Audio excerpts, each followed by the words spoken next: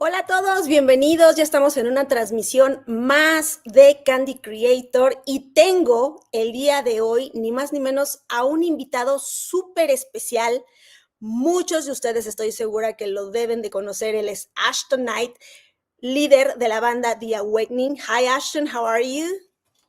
I'm very well, thank you. How are you doing? Fine, thank you. Welcome to our broadcast.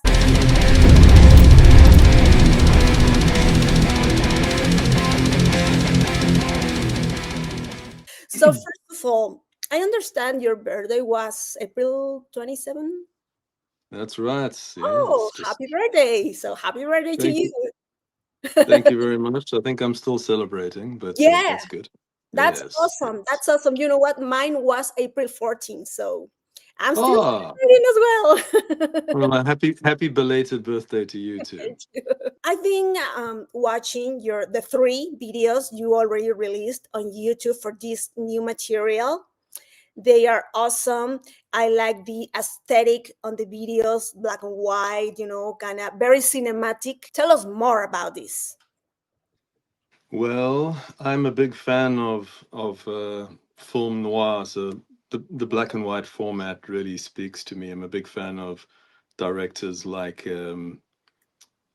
I would say Jim Jarmusch and David Lynch are probably my two biggest influences. And then Ingmar Bergman, who did a lot of work in the black and white format, is a big influence. So I love this sort of the added drama of shooting in that format and the way your tension is just the focus is just different when you work in that format. And this is something I started doing, I think about 10 years ago. I started shooting exclusively that way, and it's just kind of become part of the aesthetic that works well for me. I inevitably try new things, so we'll have to see what's next. But I think it's working well with the imagery of this album. The album is kind of a celebration of gothic rock and dark wave and my roots essentially. So when the Awakening started, many of those bands were my biggest influences. You know, bands like the Sisters of Mercy and Bauhaus and the Oh, Mission and yeah. the Cure, all of those kind of classic gothic rock bands, and it was it just seemed fitting to. I think what happened is I was just driving along, revisiting some of those records, and I was toying with the idea of maybe putting out just a little EP or something, and I just I fell in love with it all over again, and in the same process fell in love with the Awakening all over again. So it made sense for me to make this a self-titled album, even though it's the 12th album by Yeah, the Awakening, believe it or not. And I think part of that nostalgia is captured by again by using the black and white aesthetic and that sort of thing. So it's a celebration. I keep saying that the work is a celebration, and I think hopefully the visuals celebrate that as well. that's amazing. It is kind of interesting that you say that this is like a celebration because I have noticed like certain revival around all these dark and gothic scene. Do you feel the Hmm. same way? I've noticed that, you know, it's quite serendipitous. It's very just good fortune that I naturally just started doing this again. I mean, the band's never stopped, but Mhm. I took a bit of a hiatus and focused more on solo work and movie soundtracks and collaborations and all sorts of other things. And then just one day, as I said, just kind of fell in love with the origins again.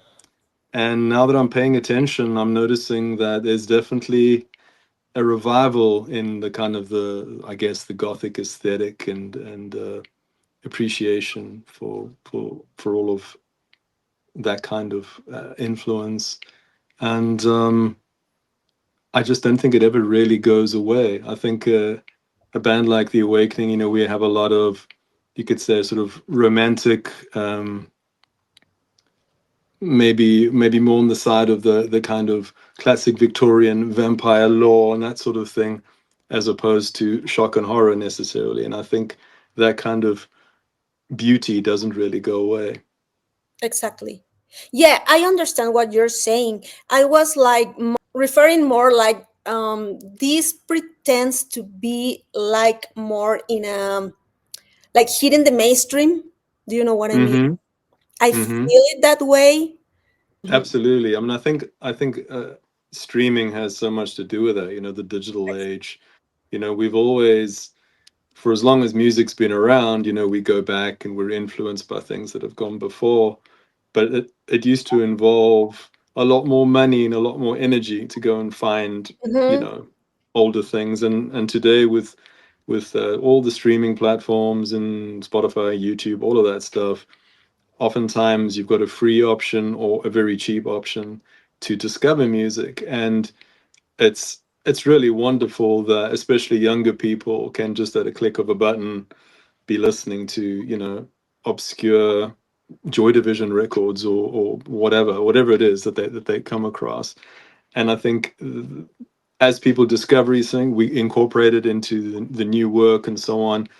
And art reflects humanity much like humanity reflects art. So you start seeing it in TV shows and in movies, and so it's this like self-perpetuating cycle, which is very exciting. I mean, I think nothing is really truly old or new anymore. It's all just this beautiful cycle we find ourselves in. And again, you can take it in a positive direction or in a negative direction. And I think that's um, up to the creative people and up to the listeners and the supporters of this music as well.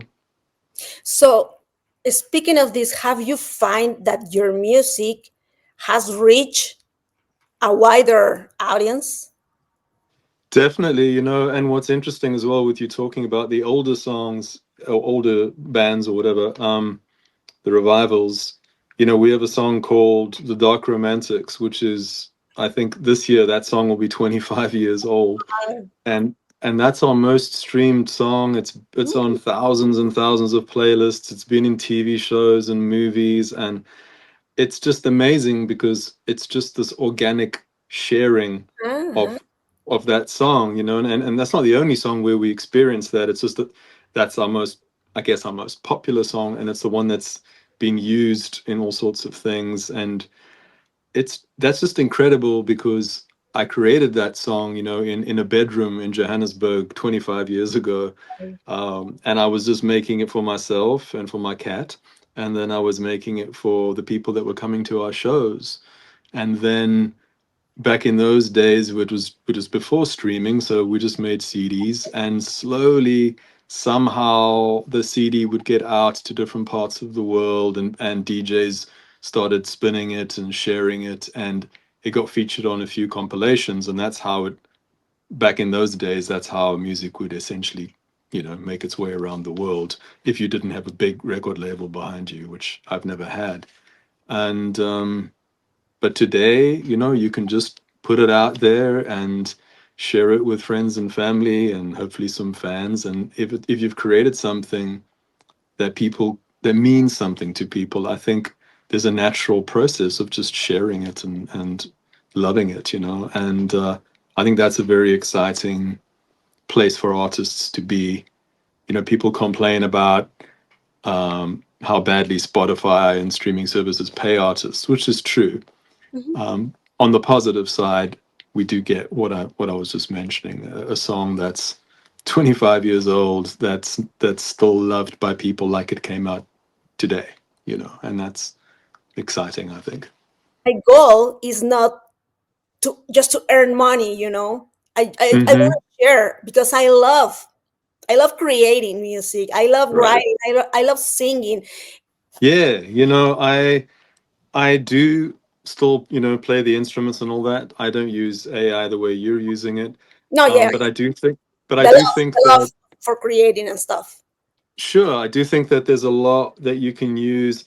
It can be used in so many different ways to stimulate ideas, you know, to open up. Especially in video, for me, I probably start dabbling with some of it in video for often just for ideas. I might still end up shooting what I want to shoot, or having someone shoot it for me. But that's an example of the tools we have today. And if you think of digital recording, even without any AI use in digital recording, it's just so versatile compared with what, Yes, you know, the Beatles and the Rolling Stones were exactly. doing when they started, and they had to, you know, they had like five microphones in the room, and that was it, you know.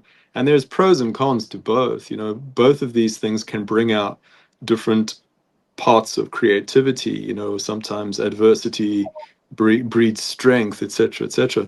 But for someone who's really into just making art, and who enjoys producing work, I love using all the digital tools of today. I think it's exciting to see where it's all going to go and how it keeps Mhm, evolving, and how artists and art lovers in turn respond to that. You know, I think as long as we keep it regulated, and they don't wipe us all out and we end up not existing anymore, that would be bad.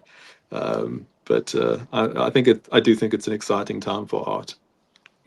For me, it's connecting with people. You know, it's I create firstly for myself, but the very next step is who's going to enjoy this piece of work, who's going, and what is it going to mean to them, and how's it going to affect them, and hopefully it'll affect them in a positive way. And I've been very fortunate that I've met lots of people who've been affected by my music over the years, and they've said lots of beautiful things. And I think that's the highest compliment really for any artist, is to know that your work reaches people and affects people. And I think that will always be true, whether I'm singing to 10 people or 10,000 people. It's that connection that I'm after. I want to engage with you. I want mhm, to share things with you, and I want to learn things from you if mhm. you're the audience, you know. And I think that process of sharing and learning is something we experience our entire lives. I don't think you ever arrive, you know. I think it's an ongoing thing, and I Yeah, think that's I never very ending. exciting. Yeah, Mhm. yeah, yeah. What would be something you could share that you have learned from your audience, from the people that love your songs, from the people that have experiences with your songs? I think it's the value of this connection that I'm speaking about. I think that is what I've learned. I think when I was younger and I started, I had less developed ideas. You know, I wasn't as mature, and I didn't have the understanding of how important music and art can be. I think that's the biggest thing I've learned from my audience is, or audience, people who enjoy my work, or whatever you want to call them, fans, friends. Mhm, Um, it's just that is that the value every word can have, you know, every melody, even not always just the words, just how a melody or how a chord progression makes somebody feel, or types of instrumentation. I think that's the ongoing learning experience for me, you know. It's and then of course, as you perform on stage, or interact with people, you just learn what's resonating, and what maybe isn't resonating. Sometimes you've got some grandiose idea and it doesn't really translate all that well. So you learn how to tell your story better. And I think that's, in a nutshell, that's what I've learned from my audience, is how to tell my story better mm, over the years. that's amazing. You know what? I have a question from one of your fans here. What inspired you to write the songs Martyr and Razor Burn? And if you ever thought that this song Martyr in particular would be used to share the gospel? Personally, every time I listen to this, I end up, breaking apart, like crying and everything.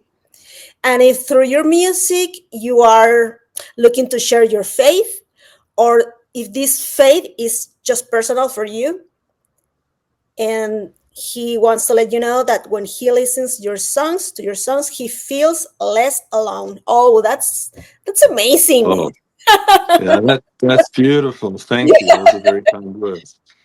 Yeah, there's a lot of questions there, but yes, I think I think if you are a person of faith, or a person who has convictions or beliefs, whatever they may be, I think it's most likely going to come through in your work as an artist. Totally. Mhm. And I hope mine does, again, in a good way, in a positive way. And yeah, Martyr is essentially a gospel song. I mean, it's I haven't written too many of those, but I think Martyr, you can't really mistake a line like "and the blood will make angels of us all." You Yeah, know, it's pretty direct. exactly. Um, but it's sang from a place of reverence, you know, of just joy, you know, and it's a very powerful song to do live. It's always been one of my absolute favorites. The other most, I guess, spiritual song that used to be incredible to do live, and I haven't done in many years, is the last song on our debut album, which is not on streaming or anything at the moment. It's going to be reissued again.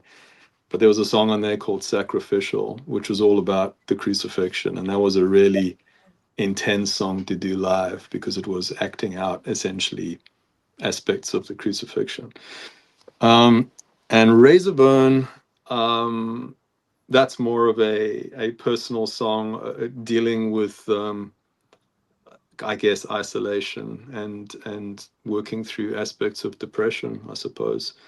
And that's something I've also spoken about more frequently in recent years, is my own struggles with depression. And most notably, as far as the awakening goes, when I released Shadow Call, which is a video, a single of This Alchemy, which came out a couple of years ago, that was dedicated to people who are struggling with any form of mental illness, including depression. And again, the idea is to shine a light on these things, because ultimately none of us should feel alone. You know, we are there. People love us, people care about us, no matter how dark things seem to get, and they do get dark. And people go through it. And I found that simply sharing the fact that this happens to me as well, can be helpful to someone. You know, I'm not going to say I've got all the answers or anything. You know, it's a work in progress. But these are things that I think everybody deals with. You know, depression, sadness, loneliness, getting through the darkness, whatever, have your heart broken, death, divorce, whatever it is. There's all these things happen to us all the time, and there is a there's a peace and a beauty and a solace in knowing that we're not alone, even if it doesn't take the hurt away or doesn't necessarily make it easier. In that sense, there is some sense of comfort in knowing that we're not alone, and I think that empathetic outlook probably comes through a lot in my work, because it's just something I care about a lot. I care Mhm. about connecting with people, and I care about sharing, I guess, my trials and tribulations where appropriate. I don't want to just just write about that. It might get a little heavy. Um, but I think that's today more than ever, it's important to be honest with each other, as honest as we can, you know. Exactly. I like Take Me Home. That song is so beautiful. Oh, Yeah. thank you. You know, that's my favorite song on that record, Take Me Oh yeah. Home. Yeah, yeah. I actually made a video for it, which was never released, and I keep looking for an opportunity to share that video. So maybe Yeah. now that we've spoken, I'll hurry up and finish the edits and put it out there, because it's It's very that song as well. What? Sorry, what were you gonna say? it's very beautiful, that song. I like it so much. Oh, thank you. That's one of the most David Bowie-esque songs, I think. There's something about the end chorus that just reminds me of David Bowie, and I'm a big fan, so you know that makes me happy. Yeah, it's awesome. You have this very beautiful voice that reminds me to David Bowie, to also the style also reminds me to Vilvalo. I don't know if this like like good for you, but I mean I like Oh him. no. It's actually funny, you know, the awakening has been around. The awakening actually started before him, and over the years, people will make those comparisons, and I don't think anybody's copying anybody. I just think that we are people who like a lot of the same things. We're of a similar age, a similar background, and we also both, live in countries that are kind of removed from everything, he's from the far north, and I'm from the far south in South Africa, so it's interesting to me that people from such different parts of the world with such different backgrounds ultimately are drawn to similar things and express them in ways that can be perceived to be similar. And I think that's cool. I don't mind. I'm sometimes surprised by some of the comparisons people will make. Often it's because I look like somebody that, they'll say, oh, you look like whoever. And I think, do I really? I didn't see that. It's interesting. I think it's all a frame of reference. If you've only heard the Beatles and Mozart, you're going to say, I sound like the Beatles, right? and Mozart. So, yeah. But yeah, I do. You're not the first person to mention Vile. Yeah. I mean, I think it's amazing because you embrace, several artists, several proposals in your heart, in your life, and I think Mhm. that's a cool thing. You have like, Thank oh, you. hey, this is what I like. Absolutely, and and so much. In the beginning of our conversation, I was saying how the new record is a celebration of those influences. I think it's more apparent than before. I wasn't worried that someone's going to say, "Oh, that kind of reminds me of Sisters of Mercy" or whatever, because I kind of wanted them to think that. I mean, I just really got excited about all of it again and wanted to share that with people without. Sometimes we can get in our own way. You try and be so original and so complicated and so difficult that you end up making music that maybe doesn't land for anybody. So it's yeah, I've enjoyed the whole process, and I love that people are getting something out of it. So that's the main thing. Yeah, that's cool. So, okay, there's the big question. Since uh you share the gospel in some of your songs and stuff, you're telling us, I mean, you're a Christian? yes, I said yes like that because it means different things to different people when you use that word. I'm a Christian. um So this yeah. is this is a Christian channel. This is a Christian Yes. podcast. This is a Christian influencer. So you can speak Okay. really. But I, Oh I yeah, really, yeah. I really from my heart wanted to ask this question because Okay. because I have found that there are many bands that, you know, they are like afraid of sharing their faith. Oh, right. Yeah, Like, yeah. well, No, yeah, no, we're not really no, Christian. no. But okay. Yeah, no. I'm not afraid of sharing my faith. In every single album I've ever released, I credit Jesus Christ as in the liner notes. So if you're looking and you're confused, it's there. I'm not hiding it. Okay. I just think that the term Christian in different countries can mean different things. Unfortunately, it's I find there are certain places in the United States that when you use that term, it immediately has like a political connotation, No, no, no, no. and for me, it's not a political thing. It's a Not faith thing. religion. It's not even religion. It's a No, no, lifestyle. it's faith. It's a relationship, right? And that's where I've always been coming from. So I think that obviously my faith is going to influence what I create and what I write and what I'm interested in. Um, and yeah, there Yeah, I you mean, have it. yeah, amazing. I love it. And this song, this new song, Through the Veil, speaks tons about that fate as well, because Hmm. we're always looking through this veil. I mean, when we are not on the other side, we're Hmm. always looking things through this veil. So it is very hard for the people to see Hmm. the truth, you know what I mean? To see the Right. the things that are messing with society, with the souls, with all these questions about depression, anxiety. You know what? No longer, Hmm. I no longer want to live thoughts. So Yeah. that's for me. That would be seen through the veil. So I Hmm. love this song you released because I mean appeals to that totally for me. Thank you. Thank you. You know, and you mentioned Take Me Home a little while ago, and that song ultimately is sang from a perspective of someone who is just honestly so tired with the shape that the world is in that they no longer want to be here anymore. They want to go to the next life. Mhm. And it's it might seem really obvious to some people, but you know, to some other people they go, "Oh, do you want to go back to South Africa?" I'm like, "No, that's not what I'm talking about." No, no, no, Uh, no. Exactly. Yeah, I it's know what you're talking about because that's why yeah, I and love it's that song. yeah, thank you. And it's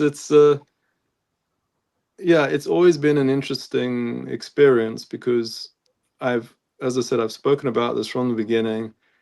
Yet you'll find that obviously you get people who are antagonistic because of your faith, but then there are people who are antagonistic because of how I present myself. So you'll get people who profess to be Christians who want to like shut down awakening shows because we're performing gothic rock. So we always found ourselves in a kind of a weird situation where you'd have these very angry anti-Christians here, and then you'd have these angry Christians over here, and we're somewhere in the middle trying to, you know, do Exactly. what we do, trying to do something a little different, you know. And but I do think that it's been an absolutely wonderful experience. I mean, all it's strange, very strange moments of adversity and very strange moments of love and acceptance and encouragement. You know, ultimately, it's. I mean, I had no idea what your background with was. I just, you know, I speak to a lot of people, and I, you know, Louise set up this interview, and now we're talking, and now I'm learning something else, and I'm experiencing something else, and we're sharing Yeah. something else in a different way, and this all of this has been facilitated by the songs that I wrote, and I'm sure you experienced the same thing with songs you've written and with thoughts and energy that you put out into the world, and how we continue to learn from each other and share. It's just Mhm. it's wonderful. I love how everything, you know, kind of is woven together somehow. Exactly. Exactly. It's Yeah, amazing. Yeah, yeah. because you know what? Speaking of this, that is a very fascinating topic for me, Hmm. Christianism and everything. There are these speaking about these angry Christians that are, like, oh no, it's goth music, it's metal music, it's satanic. Yeah, yeah. There are many gospel bands that are not speaking of Christ, are speaking of the occult as well. Right. And those Right. Christians think and believe that is Christian music. So Uh-huh. here in my channel, I always try to like, I don't like to say explain, but like, putting on the table. Okay, Mm-hmm. we have this band, this is the music, but these are the lyrics. What are the Uh-huh. lyrics talking about? What is Mm-hmm. the music video showing us? And what, Mm-hmm. so we gather all that, and what is the message? That's Mm-hmm. what I love to do here in my channel. So this interview for me, since the day I was, Luis sent me this information, and I started watching your new material and everything. I was like, oh, he has to be on my channel. We have to Thank talk you. about this because Yeah. I could, Thank you. I could tell you were speaking about these topics. So, Right. I mean, I'm Yeah. sorry. I'm sorry. I didn't, I don't have CDs, physical CDs from the awakening. I'm so sorry for that. So Oh, that's why I wasn't able to see what you just told me, that your credit I'll and well, everything. I'll have to send you some CDs. Yeah, We will get your details. Louise will get your details and send them to me, and then uh, you can read through all the lyrics and everything, and exactly. so Yeah, forth. thank you so much. Yeah, so this way I can share, in a more intimate way, in a more detailed way, Right. your proposal, your work, your intention, your message, and no, It's just what I love to do, you know. Oh, thank And you. I so appreciate that. and so because as metalheads or as goths or as darks, you know, it Right. is even more difficult for us, you know, to find a place where we feel we belong, if you know what Yes. I mean. Yes. So for me, it is very important to share the gospel to my community Mm-hmm. because they feel related to.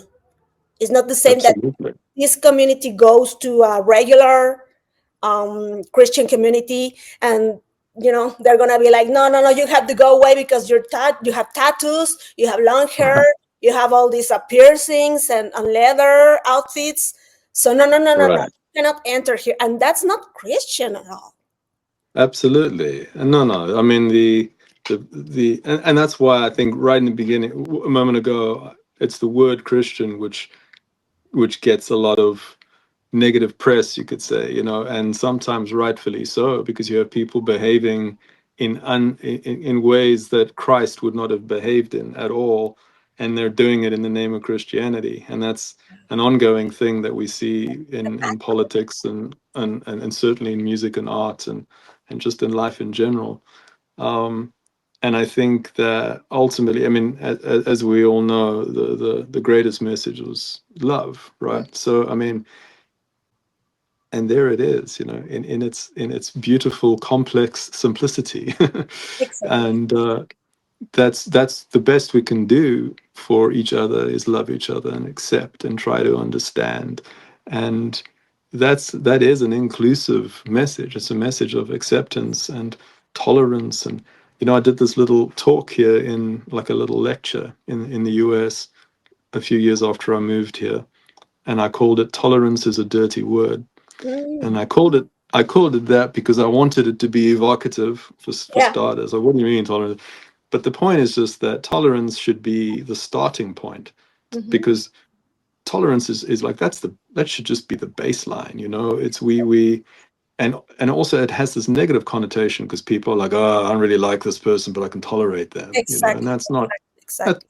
In It that has. instance, it's kind of a dirty word, because love and acceptance supersedes tolerance. Mhm. Tolerance is like tolerance, and I spoke about all of this with the backdrop being I'm from South Africa, and we had the whole apartheid system, and we had the ongoing um, racial tension and all of that stuff, Mhm. and it was just a very interesting place to come from especially speaking to an American audience who maybe didn't know all the details about the history of South Africa and its political climate and all of that. Anyway, without getting into all of that, it's just, again, the fundamentals are in keeping with what people who believe in Christ aspire to, which is like love and acceptance and understanding and sacrifice and all of these things. And to me, that's not a brand. That is a relationship. It is a faith, and it's a way of life. Mhm. And we'll always be learning, and we'll always be falling short, but we're loved, and we can love others. We have that capacity, and I think that's a beautiful, beautiful thing, and it's eternally inspiring, like nature is inspiring.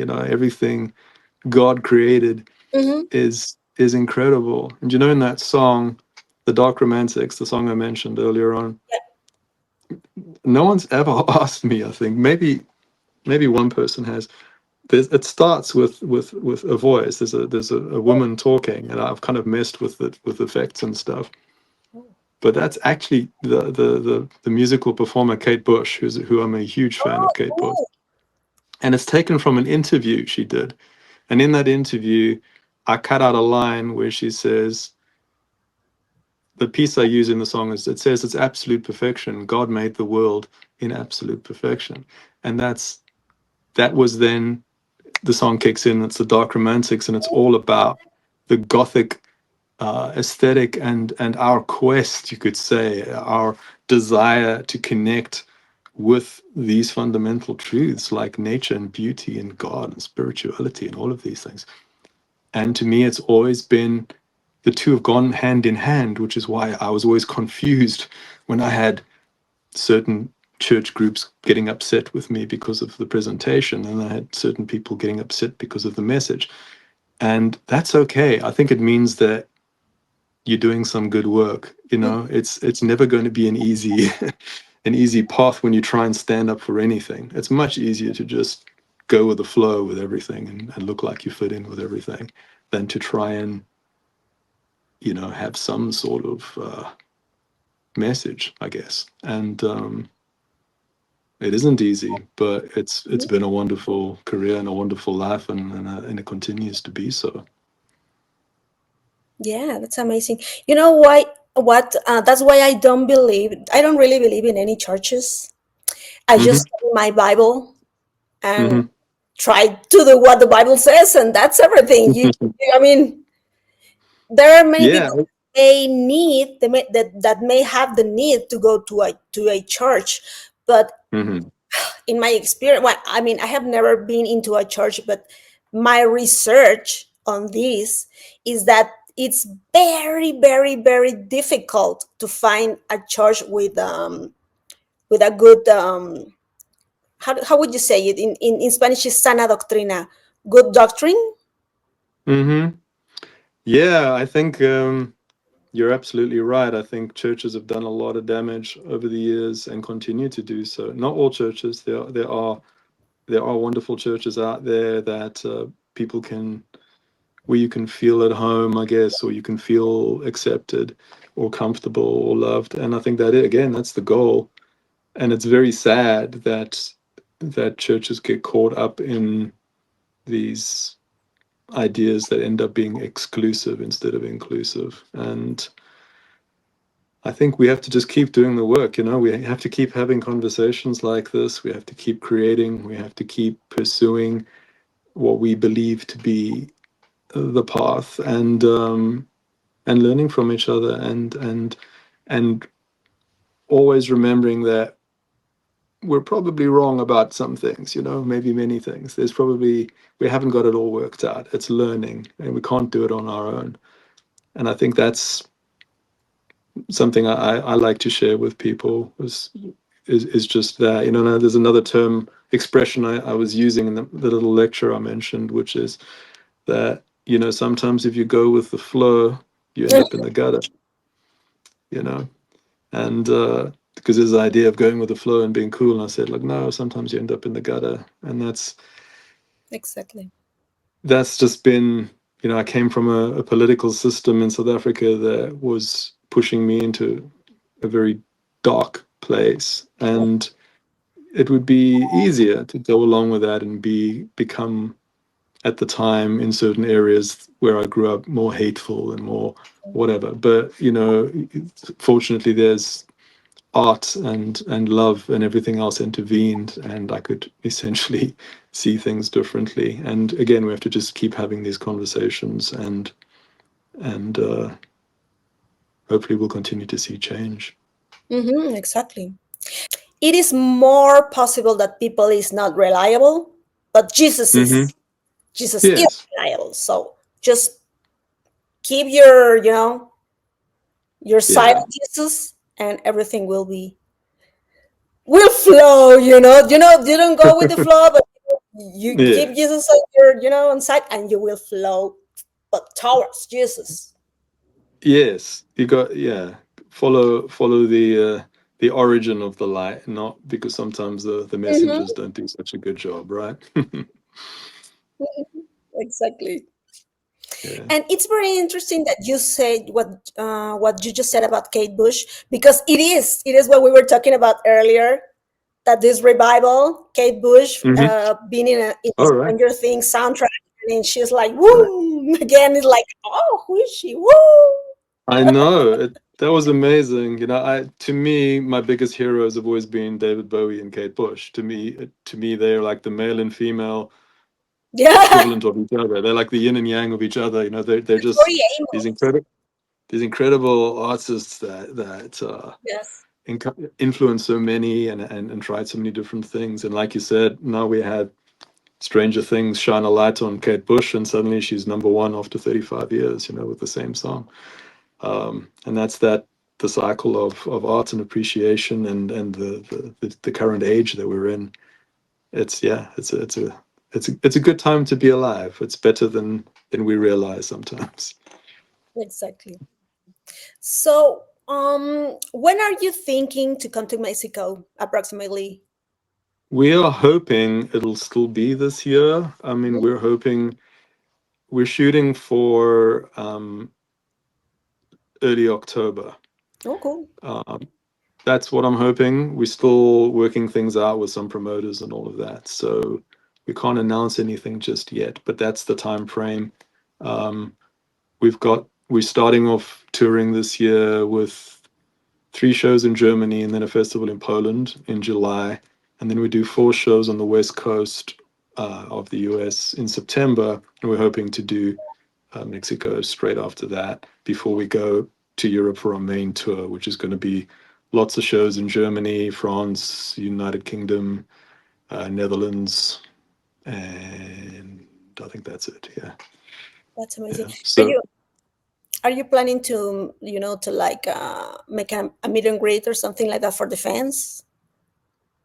yes, absolutely. It's wonderful to be able to do those sort of things, especially in areas you've not played before. You know, we've had support from Mexico for so many years, and it's just a country I've yet to be able to visit. You know, we've just never had, Yeah. things have never lined up. You know, it's the Awakening hasn't toured for about 9 years now. You know, we had the last had it, as I said earlier on, we took a break, and I did all this other work, solo work and everything, and of course COVID just took this big piece out of Yes. the middle.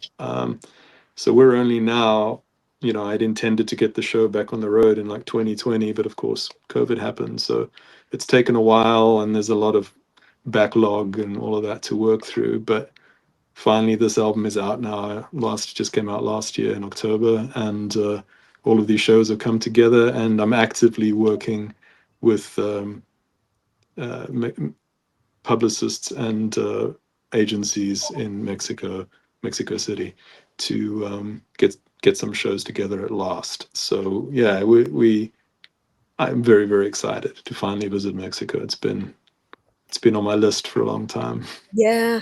But you know what? Speaking of that, if you're speaking to several producers and concert producers and stuff for that, they may want to put you in like a festival instead of a Mm. solo presentation. Yeah, festivals are a great way to introduce a band. You know, yes, we've got fans there, but we've never toured there, so I can't tell you how many people are going to show up at this town or that town or this venue or whatever. And festivals are often a good way for promoters to get a feel for, Yeah. you know, what the band's about, and how people respond to them. And so yeah, I'm definitely open to that as well, and it's something we're also discussing at the moment. So yeah, it's been a very, very busy year, coordinating all of these things in different parts of the world, because as I said, I'm not on a big record label. I am the record label. Yes. So it's a lot of work. I don't sleep very much, but But that's the best thing to do yeah. because with the major labels and Oh yeah. No. there's always you know what I'm talking about. Oh no, no, it's fine. No, it's not for me. It's Mhm, mhm. yeah, we'll talk about that next time. Exactly. It's a lot. Yeah, Yeah, it's a long story, but it's not for I me. would really like to know your position and your story on that as well. But yeah, that's for another chapter. Absolutely, absolutely.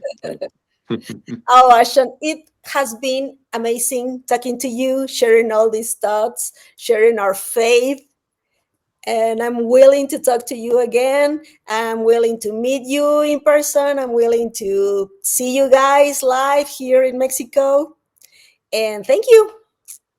Thank you so much. Likewise, it's been lovely speaking with you, and I look forward to seeing you in person. And in the meantime, I will send you some CDs and you can read all about the different things.